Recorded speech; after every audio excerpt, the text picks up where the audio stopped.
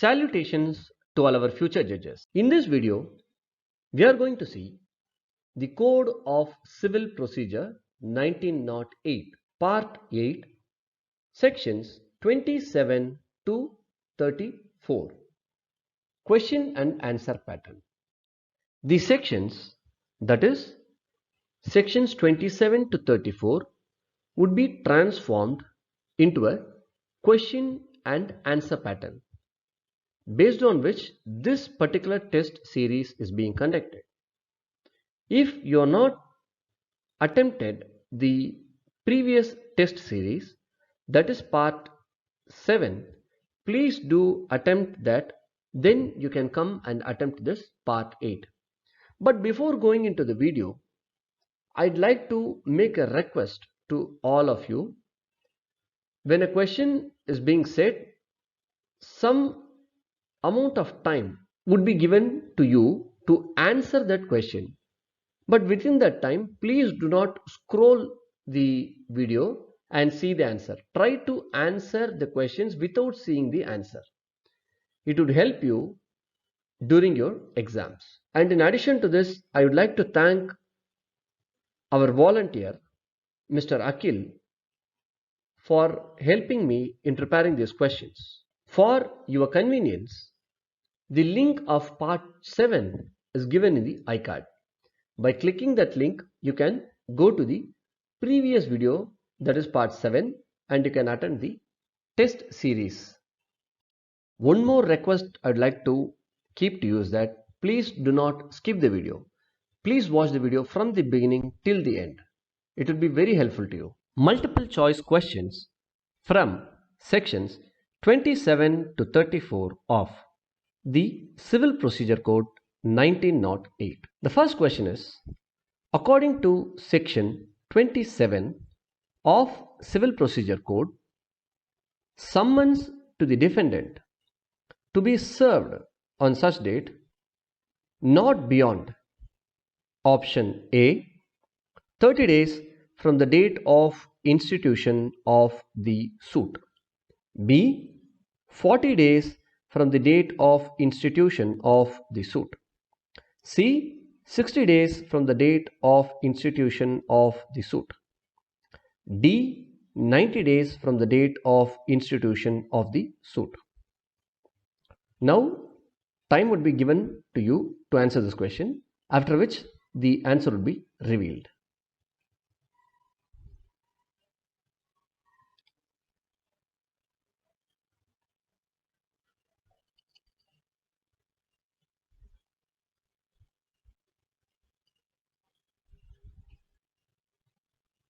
The answer is A, that is 30 days from the date of institution of the suit.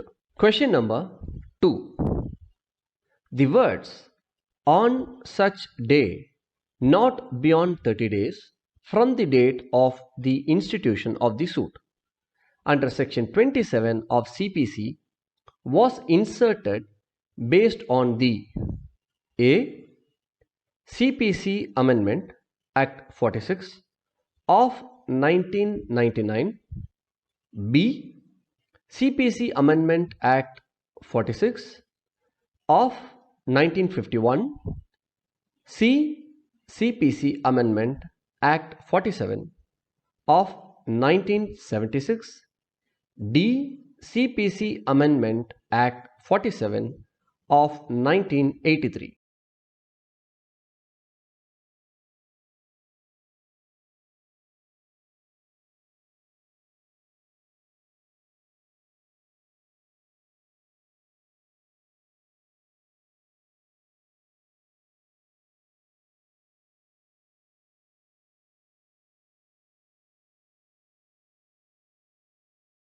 The answer is option A, that is CPC Amendment Act 46 of 1999. Now let us move to the next question, which is the third question. Question number 3. Under section 28 of Civil Procedure Code, if the defendant resides in another state, then service of summons can be made A. Directly by the court which issue the summons, B. Through the competent court in the other state where the defendant resides in accordance with the rules prescribed in that state for such service of summons. C. Service of summons by plaintiff in person. D. Service of summons by substituted service.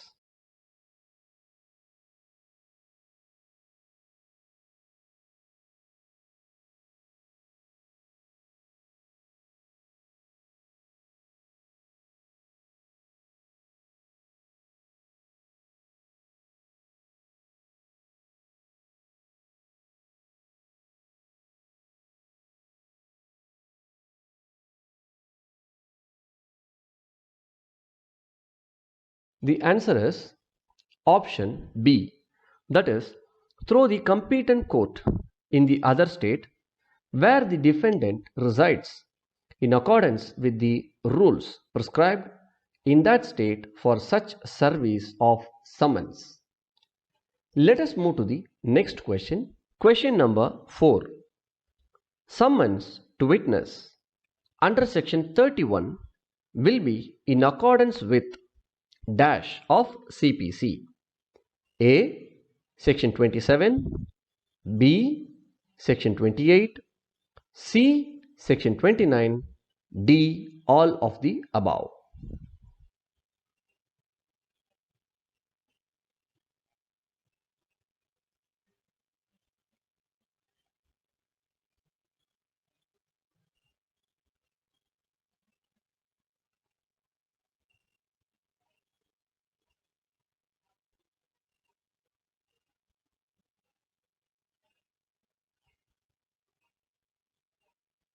The answer is option D, that is all of the above. Let us move to the next question, which is question number 5.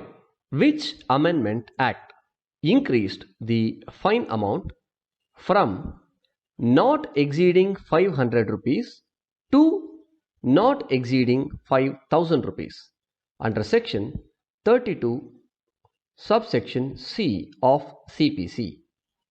Option A, CPC Amendment Act 46 of 1951, B, CPC Amendment Act 46 of 1999, option C, CPC Amendment Act 48 of 2000, option D, CPC Amendment Act 49 of 1983.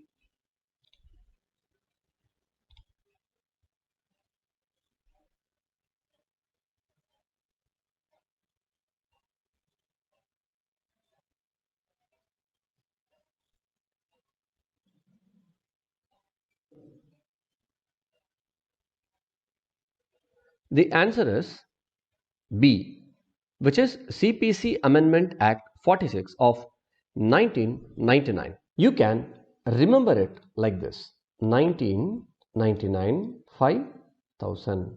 You can actually match this. You can remember it like this. This is just a simple technique to remember this particular amendment and what it has stated. Let us move to question number 6. In order to compel the attendance of any person to whom such a summons has been issued, the court may dash for the purpose of attendance of person. Option A, issue a warrant for his arrest or attach and sell his property. Option B, impose a fine upon him. Option C, order him to furnish security for his appearance and in default commit him to civil prison. D, all the above.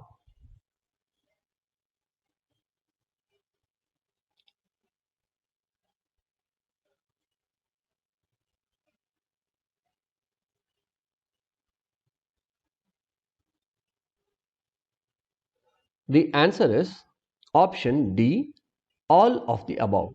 This particular question is a very important question. Many times they have asked question from this particular section. Hence, please read this section again and again. Revise the particular section again and again. It will be very helpful to you in case if any questions are asked from this particular section. In many of the states, they have asked question from this particular section. Now let us move to the next question, which is question number 7.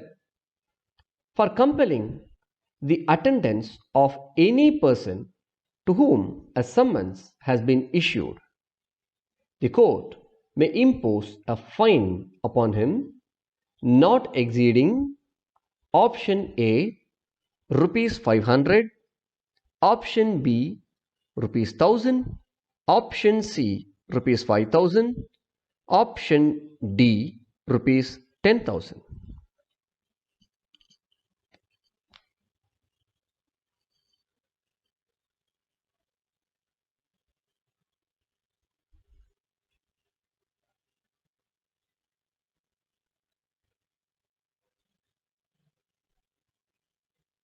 The answer is option C, which is rupees 5,000. Let us move to question number 8. Statement A. Commercial transaction does not include construction of highways, bridges, etc. by the government. Statement B. Charity to an orphanage is a commercial transaction. Option A.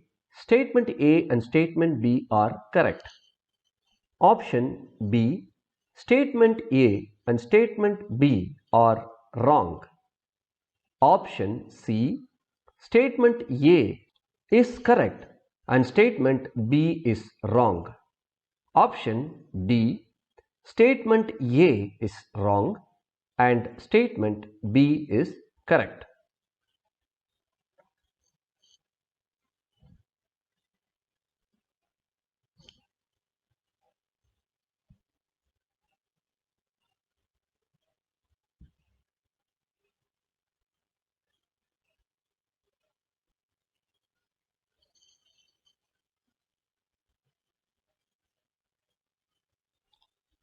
The answer is option C, which is statement A is correct and statement B is wrong.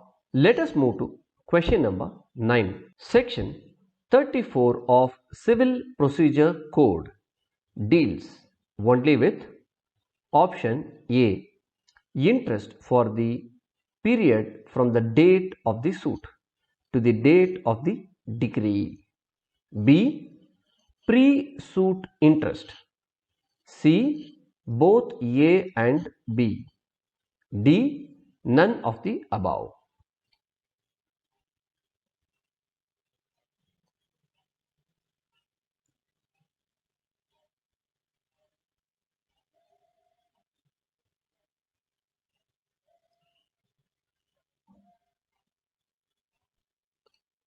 The answer is option C. Now let us move to the next question, which is question number 10.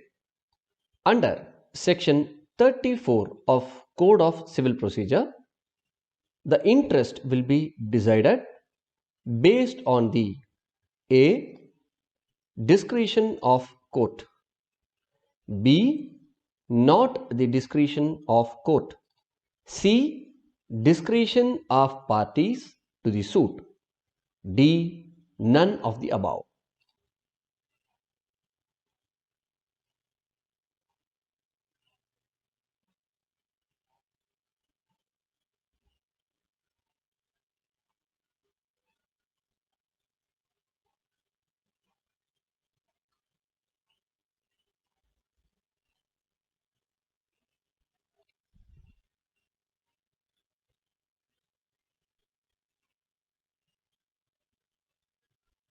The answer is option A, which is discretion of court.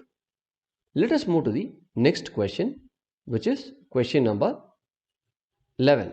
Under section 34 of Civil Procedure Code, the maximum interest on non-commercial transactions in addition to any interest adjudged on principal sum for any period prior to the institution of the suit shall not exceed A. 6%, B. 5%, C. 4%, D. 3%.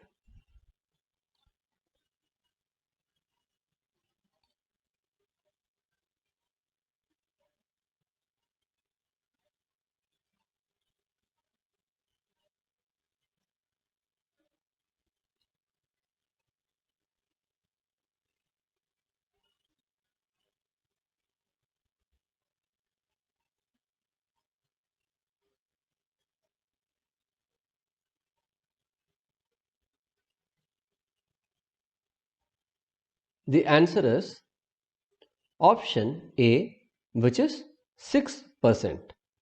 Let us move to the next question, which is question number 12. Question number 12. If a decree is silent with respect to the payment of further interest, then option A, the court shall be deemed to have refused such interest. Option B, the court shall be deemed to have granted interest at the rate of 6%. C, the interest agreed between the plaintiff and the defendant shall deemed to have been granted by the court. Option D, none of the above.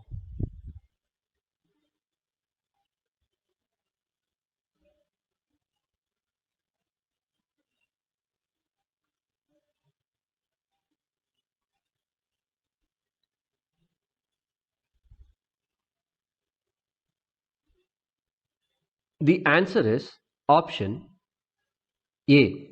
That is, the court shall be deemed to have refused such interest. Let us move to question number 13. A transaction is said to be commercial transaction if it is connected with option A, trade, option B, industry, option C, business, option D, all of the above.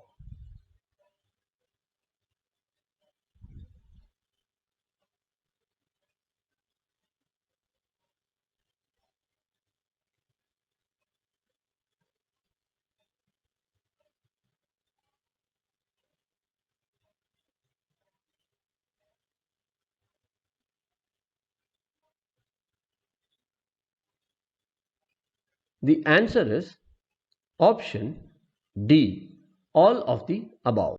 If you like the video, please do press the thumbs up button and leave your comments in the comment section. And do subscribe the channel and also share the channel with your friends.